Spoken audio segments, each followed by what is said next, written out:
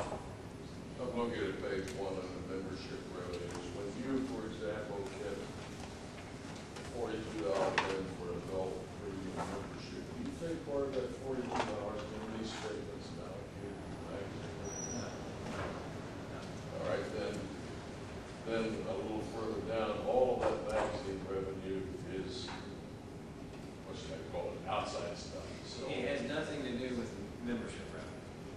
The magazine revenue, none of the magazine revenue is allocated from membership revenue. Subscriptions is somebody else other than a member buying the magazine. But I'm guessing then that on page 2, the magazine expenses are all of the magazine expenses. So that it's not really reflective of what the magazine costs us. I mean, if you just look at those two categories, why one of them is 3 times the other, but that's not really reflective because we don't know what portion theoretically allocated income would go to the magazine. Well, also the magazine expenses include personnel. Yeah, we don't allocate my costs. I know, the direct expenses.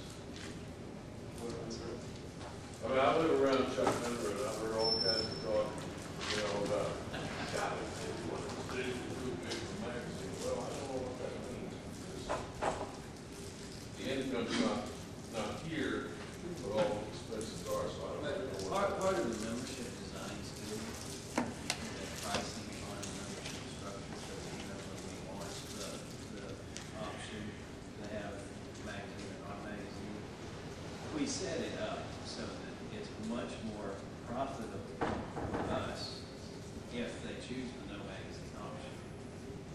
Now, however, that's a very cursory look at it.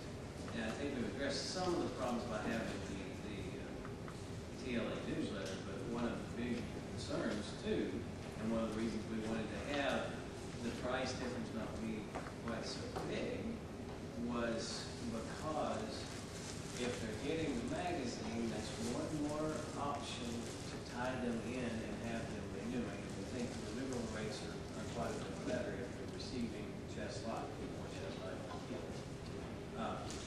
yes, Bill. Yeah, you're correct for most categories, but the Scholastic actually reverses through. We make quite a bit more on the ones that get the magazine. And the reason for that is we think that the category Scholastic without the magazine is extremely price sensitive, and that if we raise that even just a little bit, it might result in organizers not having their phone ready. Right. That's But for the chess life and the upper age groups, we very intentionally made it much more profitable for us if they choose the no magazine option. So there's a financial incentive, at least a surface financial incentive for us to want to go that direction. But you have to really take a close look at the renewal rates if they're not getting the magazine. And that's also why Bill and I, it took us a long time to come up with the initial proposal, because we wanted to make sure there was some kind of contact from us, even if they had a magazine-less membership. Sam? Yeah, I was shocked to hear that paid memberships have dropped to 48,000. At one time, I know it's a long time ago, it was 90,000, almost 90,000 USCF members, and I'm just wondering, the drop, is that because you don't count the life members in the paid memberships, or, I mean, it's a huge drop. I'm just shocked that we still have 77,000 to 78,000 dues paying members. However, during the course of the year, we only have 48,000 members that actually pay dues, and that's what we're interested in as far as the revenue that's being generated. So you still have those 1, 2, and 3 year members that are going to appear in that $78,000 member category, and you only have and life members, but you're only going to have 48,000 to 49,000 members that actually pay dues in any one given year, and that's what we're including in this budget. So you had 78,000 who did pay dues at some point, but you only had 48,000 who paid. And they're in deferred revenue, so they would be in deferred revenue. We bring that deferred revenue in every year. When you had 92,000 members, you didn't have 92,000 dues paying members that year. You would have had 50 or 55, something like that. Last question, Steve. Yes, do you track the number of hits for the online magazine to see how many people are actually utilizing that? Ask if we get, if we track it. Well, Mike has some numbers and Daniel, I think, has some numbers. We have the numbers for the hits off of our website, but I don't know that we're getting numbers for how many people are accessing it at the outside sites. If they have those numbers, they're not giving them to me. Right, I think Daniel was getting that, but you might say a little bit about that. I wouldn't get necessarily specific, I would a little bit about the web traffic if you want to. What do you mean outside sites? So Because Well, when you go to look at the chest life, that's not posted on the USDF website. That's posted at Quadratics or whatever they're called this week. And chest life for kids is not posted either. That's posted at TAP or somebody that TAP has contracted it out to. So those hits do not show up in our traffic logs. Okay, there are two things we still need to do. One is we need to discuss the ADM 1125 with the proposed changes to the due structure. Then we need to take a straw poll both on that or any changes to it and then on the recommended budget. So let's go to ADM 1125, which is found on page 20 of the advanced delegate call. There's some up here if people don't have them. You'll see in here that the recommendations are that there be changes to the due structure. List both the current structure and the changes in each of these categories. One of the key issues relates to which category is it? Well, anyway, I think just going through them, you'll see, for example, premium adult currently is $42 online. The suggestion is $46. Regular adult 34, 41, senior 36 to 40, premium young adult. It's this new category, right? Bill Whitford, are you still awake? What? Premium young adult? Okay, sorry. Now, what was it? Reinsert. Oh, no change. Maintain it. Yeah, next one down. What's that? The next one down is missing youth, so we have to reinsert. Okay. And that's, is that in, did we put that somewhere else? Well, let me explain what's happening to youth. It's listed here, however, in the agenda, it says youth is being merged. The proposal is to merge it with young adult, and as a result, even though it's listed, the maps just reflect the cost of young adult. Right. That would have increased the cost of youth by about $4, and young adult would not have been increased at all. Since then, we've had some talks with the Scholastic people, and we find that there's very strong sentiment towards retaining youth. So what we're talking about now is keep youth and have still an increase, but not a $4 increase for youth and no increase for young adult. Instead, have a smaller increase for youth and a small increase for young adult. And the last proposal we were talking about would have the $2 increase for each one without the magazine.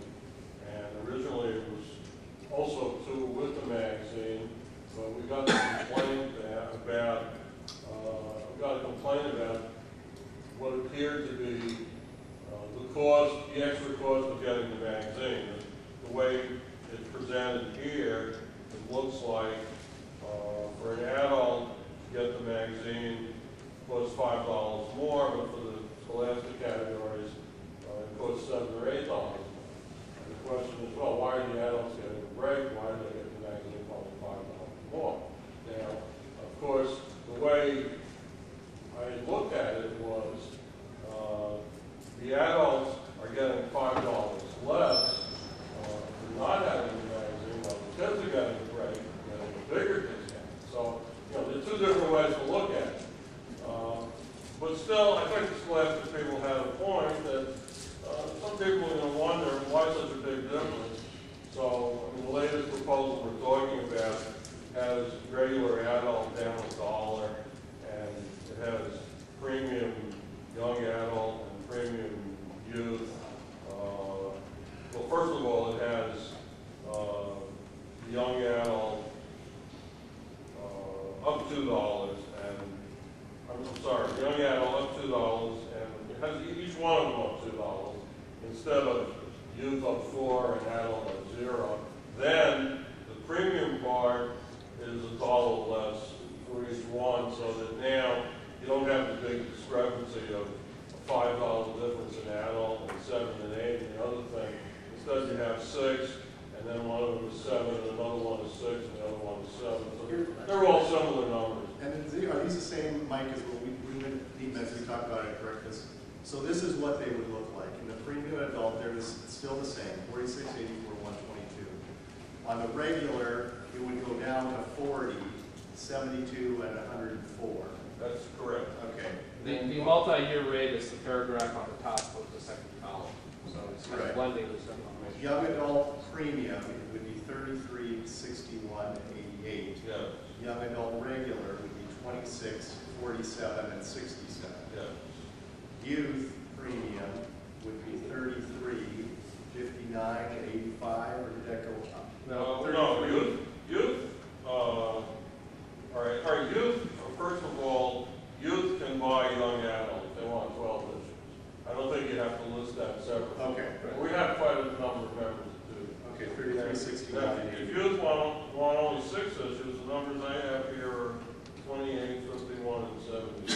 Right, and the regular is 22, 40, and 57. Yeah. Correct?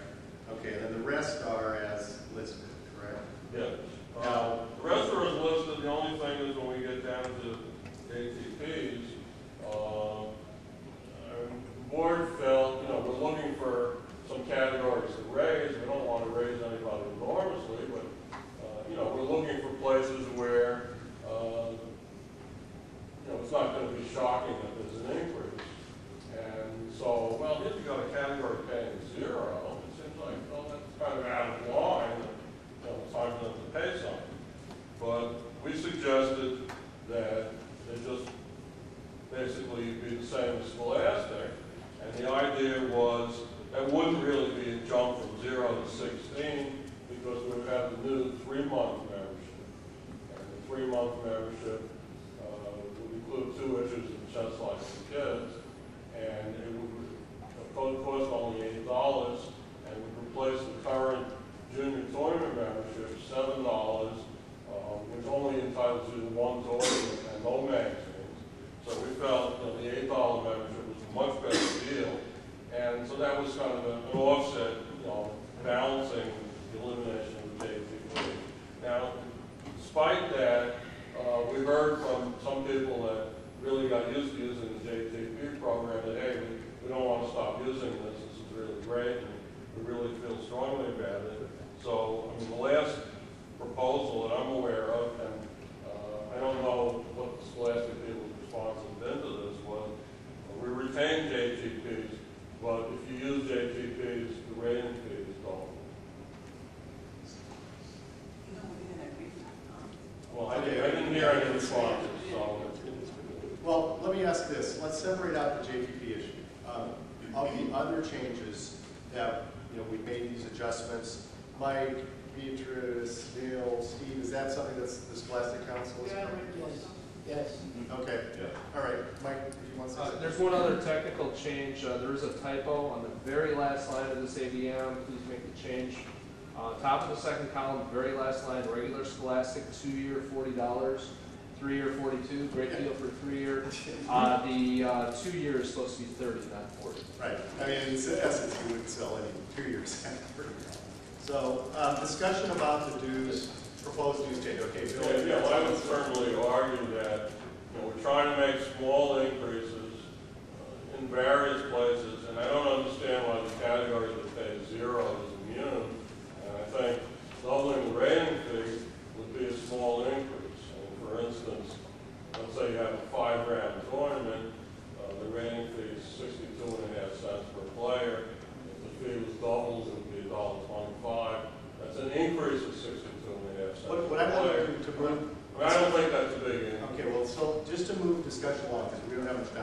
to separate that issue from the broader issue where there seems to be more consensus. All right, well, there may be consensus on everything else, I hope. Well, that's why I want to separate the JTP issue from these others, okay? So is there discussion around the changes other than JTP?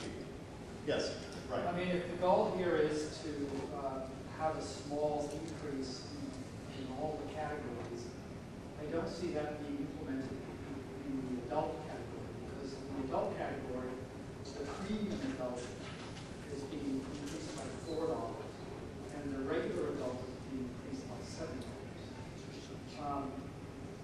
Bill Hall just told us that the regular adult category is already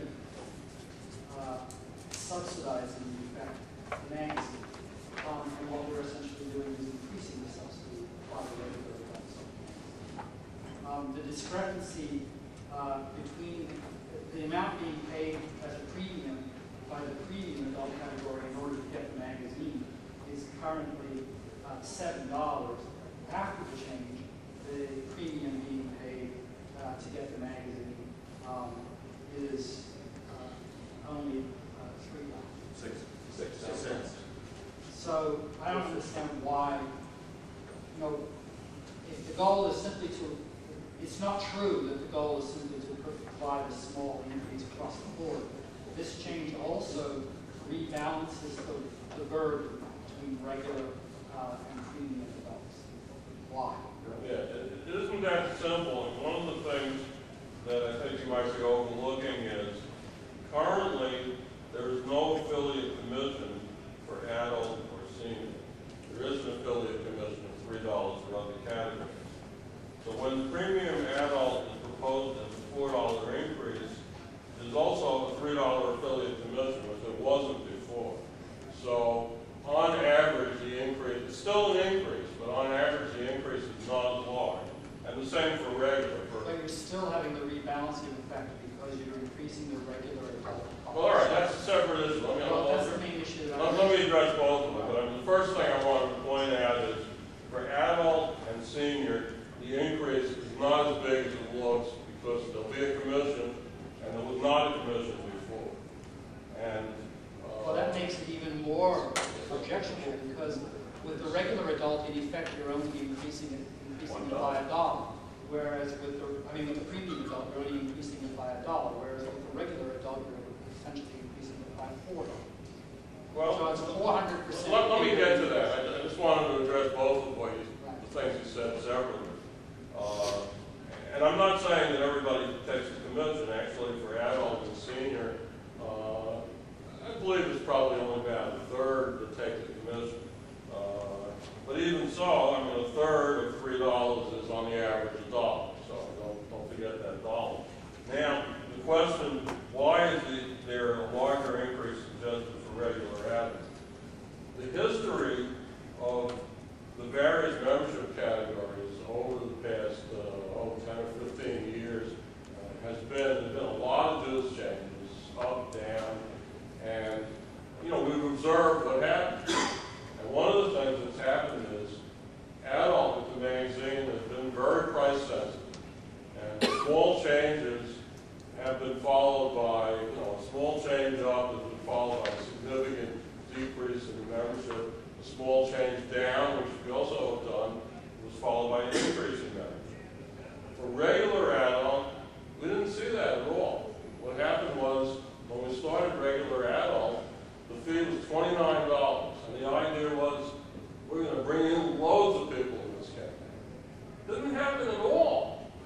The number of people in that category, all that really seemed to happen was some people switched from premium to regular, but we didn't see any big increase in the category overall. So after a year of that, we said, well, it's 29, that doesn't seem to be working. Let's tack $5 on, we can use the money. Let's make it 34. In fact, it didn't seem to be any effect. We kept getting regular adults at the same rate. So we said, hey, this is a very unusual category. It's not like premium. And so, that's the reason why, and it wasn't just in the adult category. We're trying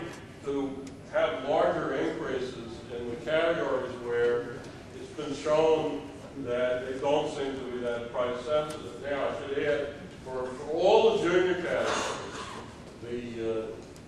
it's just the opposite of the adult. The price sensitive categories are the ones without the magazine.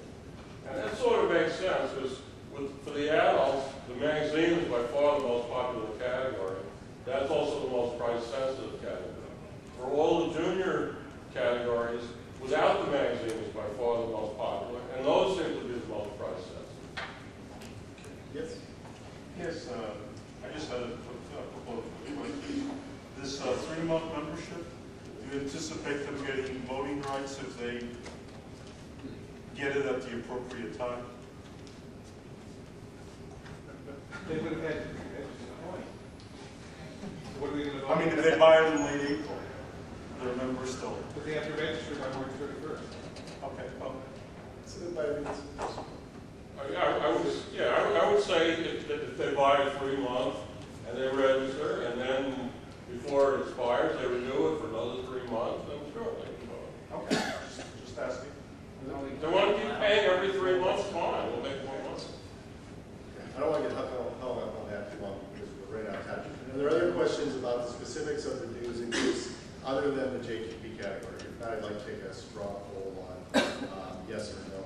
Sam? I just wanted to get, why are we raising dues at all with membership is dropping? Can you just explain that in 25 minutes? So we can balance the budget. We need the money. Does that make sense to you, Sam? No. Okay, well, that'll be duly noted. Okay, let's take a straw poll. Those that are in Joe, or Chuck, can you comment on this? Yes, Ralph. Does this vote include the changes that Mr. Deutschberg just mentioned? No, does not include the JTP. No, but I mentioned other things. Yeah, it includes the changes. I believe it does mention all those. Everything but JDP. But they're not, but it's not reflected in the budget. That is printed out. That's correct. This will reduce the size of the initial revenue. I think we calculated somewhere 5,000 to 7,000. Bill, is that? It slightly reduces expenses because a few fewer magazines will be printed on just like the youth members. Yeah, We'll have to do some work on I that. think this reduces revenue by something like $9,000 or $10,000, some of which you get back in expense, but probably still out there. Yeah, I mean, it's going to be a reduction. Right. Well, in the budget, the revenue increases by 13K for membership, but that doesn't, the budget doesn't say what's membership numbers in each category. That's correct. Right. Joe will have to work on that this evening in terms of trying to figure out what that means in terms of budget for tomorrow. And there's also the factor that this will be implemented mid-year, so. That's also correct. And that was factored into our original calculations as what the revenue potential rates would be. Okay, so those in favor of the revenue changes, or the dues changes, as amended and discussed, not dealing with the JTP issue. All in favor, raise your hand. I'll count this side, check you got that side. 10. Okay, how many do you have? 9. That'd be 19. And opposed?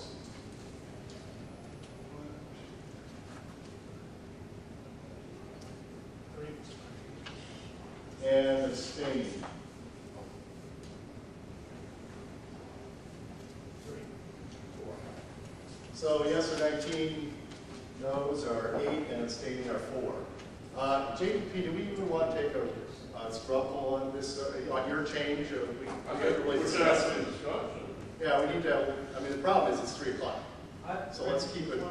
Yeah. I would like the opportunity to vote for something where the overall revenue cost of memberships is the same, but the balance of increases and decreases, the balance of increases. Well, it won't happen in this meeting. You're welcome to submit it. But I think that there might be, you're going to report that this workshop was in favor of the proposed membership revenue, but they might have been more in favor of a different structure than the one that's If we had a 6-hour meeting, we could probably have some reiteration. well, without being able to have both, we're not, it's going to diminish.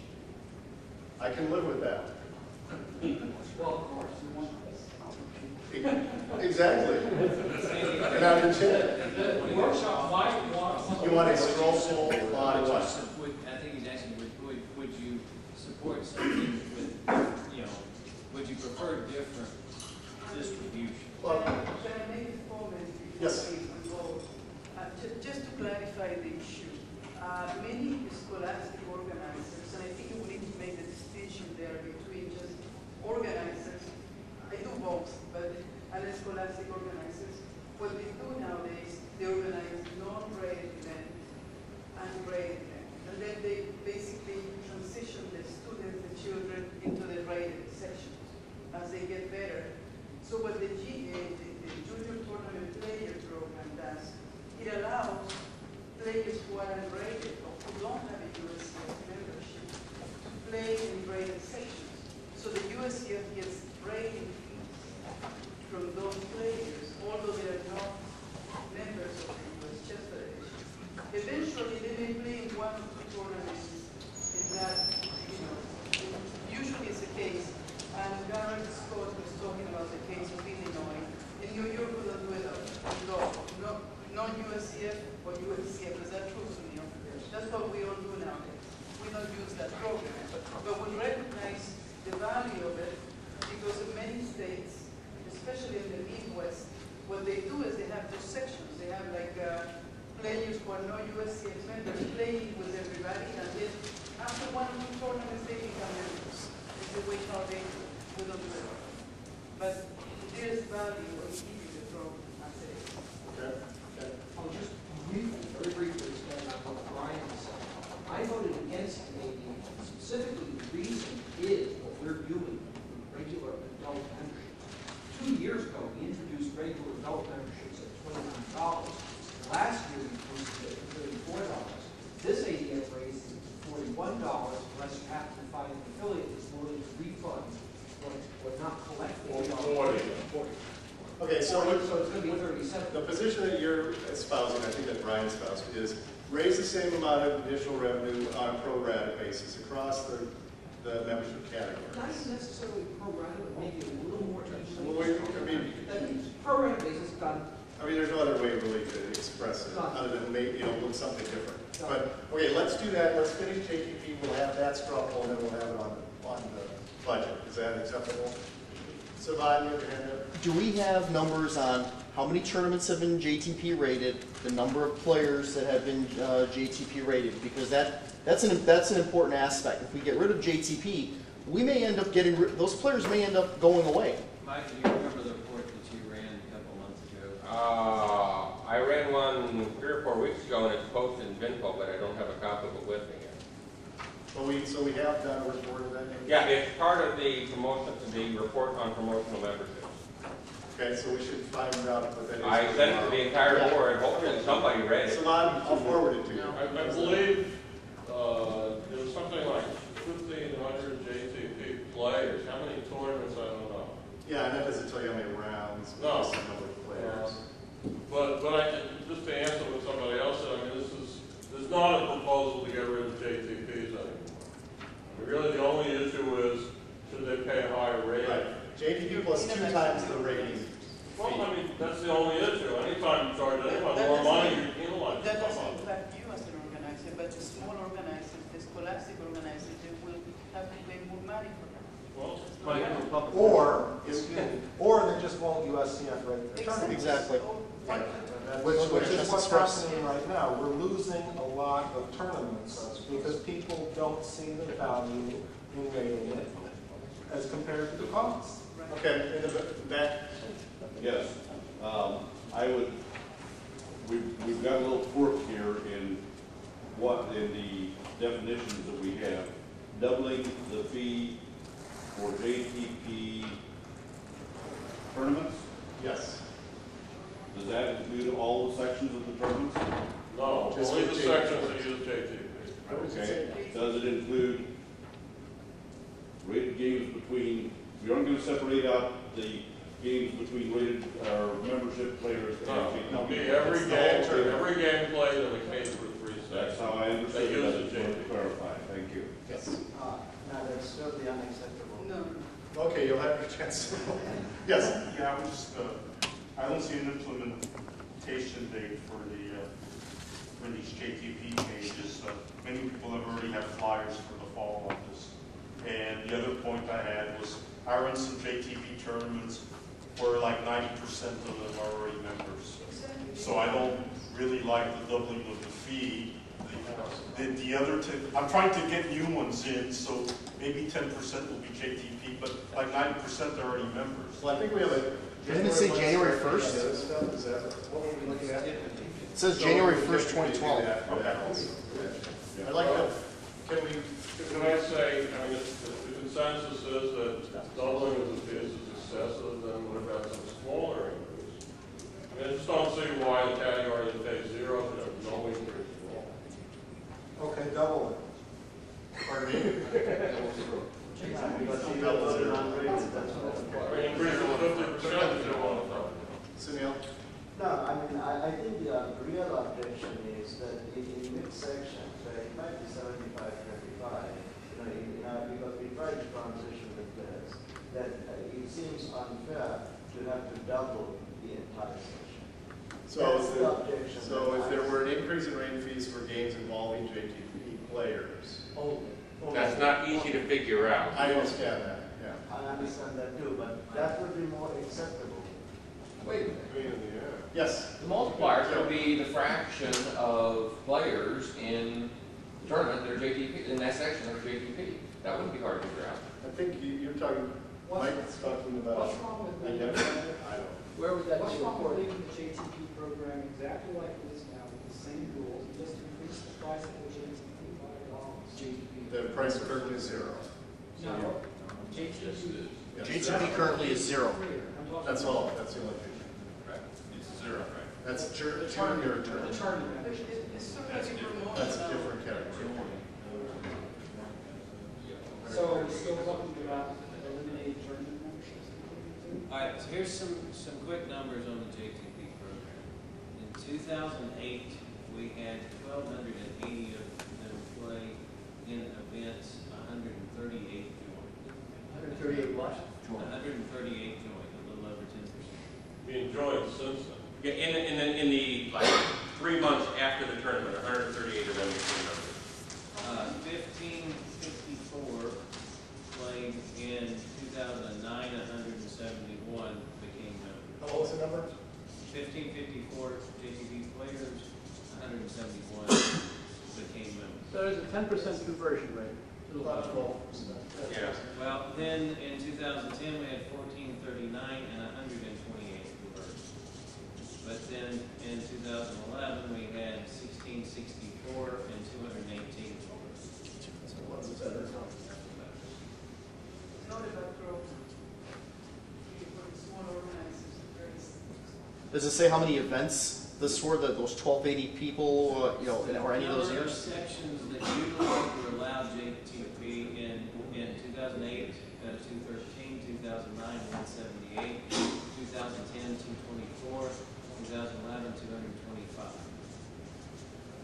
And the other key there too is there were 16, like in 2011, there were 1,664 JTP players playing those sections, but there was also 6,700 current members playing in those sections at the same time with That's a lot, yeah, it's a lot of numbers. You're right. It's a lot of numbers. It certainly makes sense to charge for the JTP and not fool around with the rating fee. Well, that was something that we talked about. So, some charge. Do you want to talk about an incremental charge? Is it different? Well, they will have the option for the 3-month membership, so some of those will opt for that. That's true. And this report is not on the for any of you who have net access. All right. Well, let's first vote on JPP plus 2 times the rate fee. Let's really you want to give it up. Well, I think there's enough opposition. $5, $50, $500. Okay. Charge. Um, the Constitution. Well, it's also $8. So, a reasonable charge for the JTP is so anywhere now that around they've got this anywhere you want. There's a reason why I'm not suggesting a very small fee to JT. Make it 1. I think it'd be a pain in the neck, charge them $1 or something like that. I mean, the rating fee is something you're already collecting, make it just a little bit more. charge them some tiny amount, because then, you know, it's work for everybody to collect them. Why bother with a small amount? Most of the tournaments. But I mean, I'll raise the rent to 25%. People running those kind of tournaments are just going to freestyle. Most of the tournament, those tournaments, they She lose said, money. leave it all alone. They fees to the school, the janitors, they lose money. You're asking people to lose $100 more, or it's a lot of money for them. Leave it all A lot alone. of people, they put the money out of their own pocket. I think the same is true for everybody. Yeah, okay. Gerald, what numbers? All right, Mike, correct me if I'm wrong. Junior tournament players have ID numbers that are easily distinguishable. Is that true? You're wrong. Oh. Okay, moving on. No, you're thinking that pre-numbered program we had back in the 80s, it was a piece of garbage. It used to be. No, well, it was not. No, it was not. It was a good. Administratively, it was a nightmare. I can think of one player who got 7 different numbers in 8 weeks. Yeah. But that was good. I heard somebody say in a low voice that the organizers will just increase the entry fee, but that's not what's happening. What's happening is the organizers are saying, heck with the USCF, we don't need them, we're going to set up our own rating system, and we're going to just forget about the USCF. That is what is happening. Yes. They're That's, not- that's the happening in which category? That's happening in many Scholastic. states. It's happening all over the country. In which news category? Okay, can we? It's going to happen everywhere. Right now, it's mainly scholastic, but it's going Let's to try to migrate. wrap this and come to some agreement on what we're going to vote on, because we're now already 15 minutes. I would behind. suggest you vote on raise the rating to 20%. JPP plus 1.2 times the rating fee. For all games in the section? On all the games in the section. Okay. Because Mike Nolan has indicated that it would not be so easy to figure out the JTP. All right, that's the, yes, Chuck?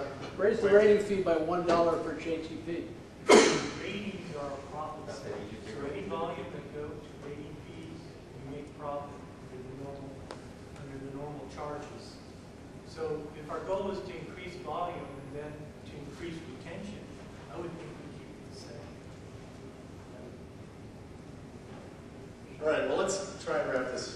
Vote right now, straw poll, on keeping the JTP memberships with no fee charged for them, but the rating fees would be 1.2 times the regular rating fee for all games within section of JTP players. Those in favor, raise your hand. 1, 2. Those opposed, raise your hand. 2, 4, 6, 8, 12, 14. I got 26. Yeah, I got you all. 26 opposed. Any abstains? Okay, so it's 2 in favor, 26 opposed, 4 abstains. Now, there's been a request for a straw poll on raising the same approximate amount of revenue, but doing pro rata increases across membership categories. Quick discussion on that. I know, Brian, you raised the issue of fairness. I think the opposite issue is price sensitivity. That's what we have determined. We're going to round this off to the nearest dollar? Yeah, yes, we'll round the dollar. I agree with that. Yeah. So from my understanding, it would be raising each of the buckets X%? Yeah, as much as possible on a pro rata basis, but again, we're going to round things to the nearest dollar. Yes, Chuck? Joe, a margin profit. Each category is just profit. Well, I'm going to have to look at, somebody's going to have to give the rate first, I mean, but the point is, what we have right now, we would essentially be maintaining the same approximate levels of profit margin. Well, the key thing, if one is very price sensitive, then you'll have a significant drop off in that category, and so you won't generate additional revenues. Is part of what's That will be the theory, yes. So Okay. you can't just take it. Okay? All right, so that's what the straw poll is going to be. Those in favor of pro rata increases, raise your hand, please. 2, 3, 4. Those opposed? Okay, that side. 1, 2, 3, 4, 5, 6, 10, 11. So 20. Abstain? 3. So it's 4 in favor, 20 opposed, 3 abstain.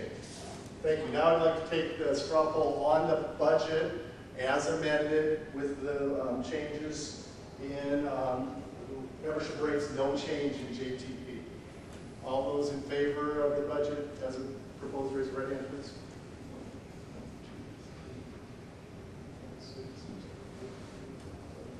12, 13. Okay, 25. Opposed? 1. Abstain? 1, 2, 3. Okay, so it's 25 in favor, 1 opposed, 3 abstain. Thank you all for your assistance with this. I know we've covered a lot of ground. I want to say one thing, because Joe won't let me leave without saying it. This is an austerity budget, and it's going to continue to be that way for several years for us to be able to work out from under our accounts payable and other obligations. Please keep that in mind. Just a second, ladies and gentlemen, too, please join me in thanking Randy Bauer for his service.